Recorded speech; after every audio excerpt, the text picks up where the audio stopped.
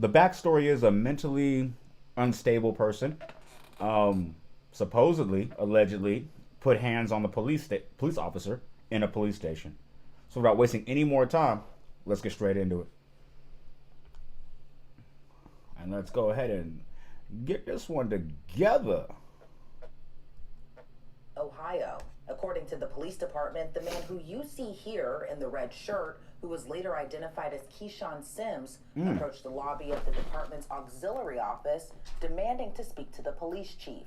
Okay, I'm not exactly sure what you're talking about. Okay. The chief only talks to people if they make an appointment. Okay.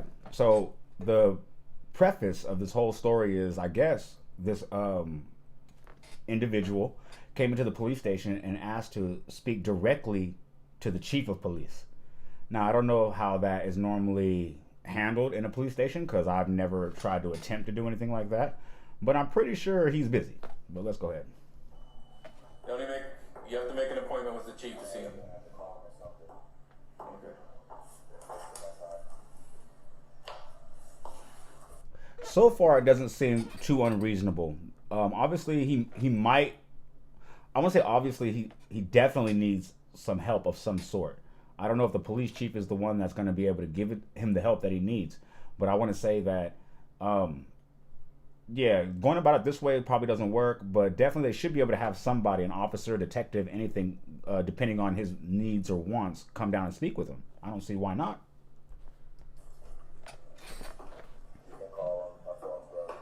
The officer then tells Sims he will call someone for him. However, the officer says that unnamed person is unavailable. She's not in her office. Okay. And that's when the discussion takes a turn as the officer tells Sims he is unable to help him and asks Sims to leave.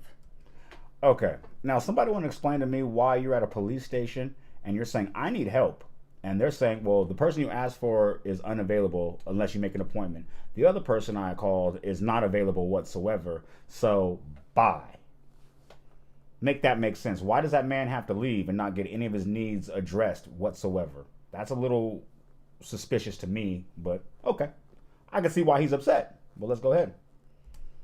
Yeah, but everybody you need to talk to, that you want to talk to, you have to make an appointment to see them. Well, that's the way it's going to be. You can say no all you want. Okay. He said, I'll stand here. he said, oh, you're not going to help me? Okay, fine, I'll stand here. You know what I'm saying? Like, okay. But like that further also lets me know though. Let me know what you guys think about this in the comments. Because that further lets me know that he definitely has some needs that need to be addressed. So how can somebody come to the police station and say, I have some needs that need to be addressed, or speak to somebody about my situation, and you say, this person's busy, and so that means you're out of luck, you have to leave. I'm not familiar with the police supposed to be working like that, but let me know in the comments what you guys think. Like, is that how the police is supposed to be working in the station? Well, let's go ahead. I have someone who actually needs help. Can you have him? Sir, don't be difficult. Just there's no one that will talk to you. Wow. Nothing is more infuriating to a person who is in need of help and goes there and says, first off, as a man, it's hard to even tell another man that you need help. But if you're in a police station saying, I need my needs addressed, I need some help, and then you say what they always say to people of color, stop being difficult, keep it moving.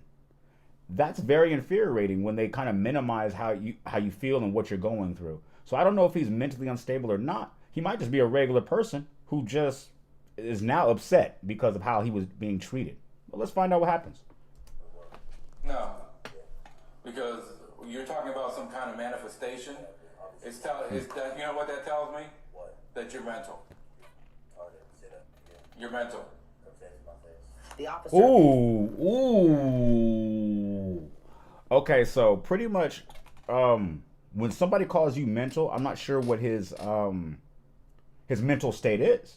But if you call another person, it's kind of like a slur on what he's going through, like mentally inside, or like that's like somebody calling me the hard R. Like, you have to leave because you're a hard R. Like, so you calling him mental, that also further minimizes like his worth and why he's even there. And there's also another reason to make him mad. That's why he said, "Say it to my face." I don't think the cop want to do that. Gets up from his desk and walks to the lobby area where Sims can be seen waiting for the officer. Oh, he waiting on him. Look,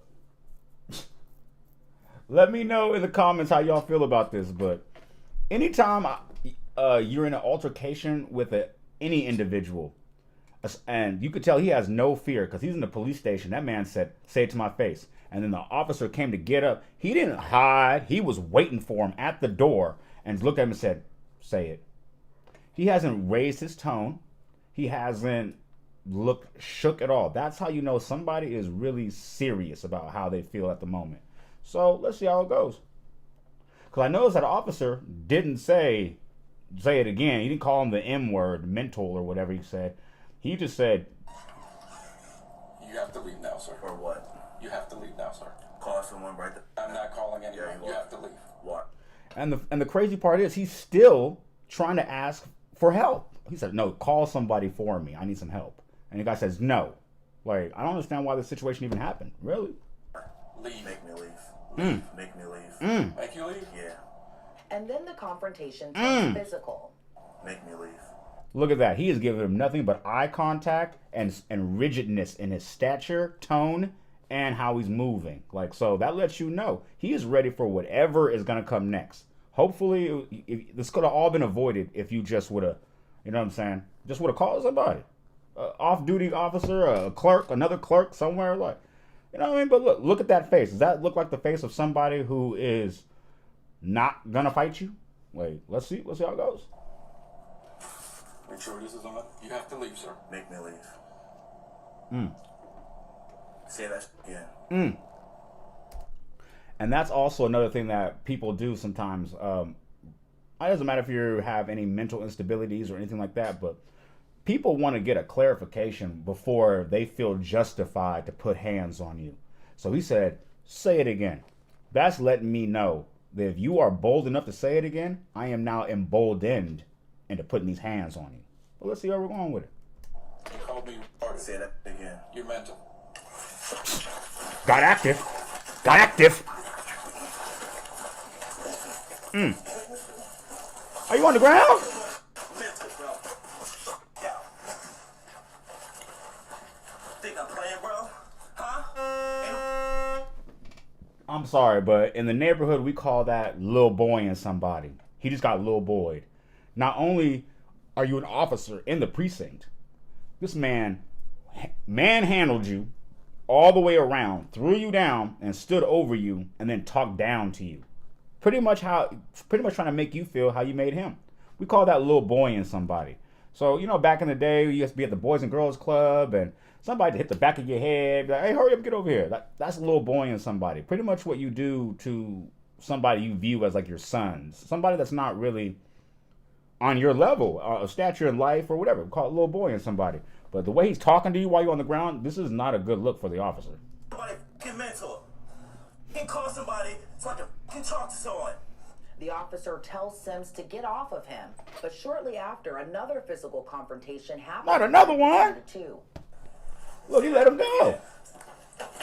Look. Say that again. No, hold on. You're not going to tell me this man put you on your back, and then you got up and then tried to attack him again, and he put you on your back again. I'm sorry, but maybe this officer is not, maybe that's why he works as a clerk, because you obviously can't be on the streets. You have no detective awareness. You have no empathic ability to empathize with anybody that you come in contact with. And now you're on your back twice. Look. We can do this all day. Yes, we can. He said, "We can do this all day." He said, "Yes, we can." No, this is not Obama inauguration. This is not an Obama campaign. He said, "Yes, we can." No, you cannot. You are clearly out of breath, and he is ready. Like, don't do this. Seconds later, the officer then pulls out what appears to be his service weapon and points it towards Sims, and both get into yet another physical altercation. Additional officers are able to come to the officer's aid, where they tackle Sims to the ground. Come to the officer's aid? Wait, you're telling me on the third go-round, the officer pulls out his service weapon and still subdues you and throws you onto the ground? Yeah, man. I don't know, man. In my opinion, you should really be on the unemployment line. There's no reason you should be an officer. Already you can't work with people. Already you can't talk to people.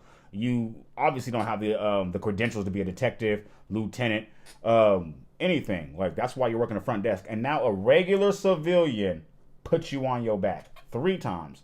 And the third time you had your service. Let me know in the comments, man. What's up with this officer right here, man? Let me know in the comments, man. This is crazy. Not today. Yeah. Y'all hear that out here? I have no idea. Look how the other officer came out. Look how the other officer came out. No sense of urgency. Not today. Not today. Look, he walking down the stairs. Look, he looked down. He's like, Detective Jenkins, you on your back again? Remember what happened last time I came to get you? Look, no sense of urgency. Like they've seen him on his back before. Who is it, girl? I have no idea. Surveillance video shared by He walking you. police department. Hold on. Captured the Hold on. Is my man over here in Crocs? This man is in Crocs, putting hands and feet on the, well, not feet, but putting hands and subduing the officer. This man is in Crocs. He in some sweatpants and some Crocs. You got subdued by a man this man is wearing Crocs with no socks. I'm sorry, officer. You fail. You fail as an officer. I'm sorry. This man is in Crocs with no socks. And he is subduing you on every chance you get up, he on you. Sorry, you should be fired, bro. I'm sorry. Like, you clearly cannot hold up the end of your deal with that when you took the acceptance speech of getting that badge. I'm sorry, brother. Like, you need a new job. Maybe mall cop, maybe.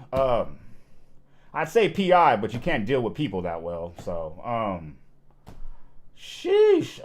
High school security, maybe. I don't know. Maybe nightclub bouncer. Something along the lines of where you are not allowed to have a weapon and have to interact with people that much, because this is what happens when you rub people the wrong way. Pause. Well, let's go. Between Sims and this the man officer, is in Crocs. Sims can be seen striking the officer repeatedly. Sims can then be seen tackling the officer. He letting you get up. The officer reached for his service weapon. Sims put the officer in what appears to be a headlock. Not a headlock. Being tackled by another officer. No. Altercation.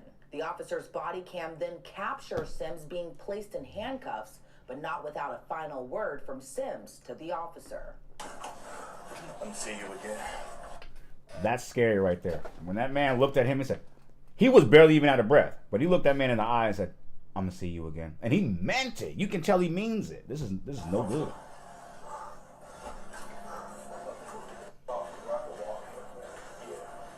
I'm gonna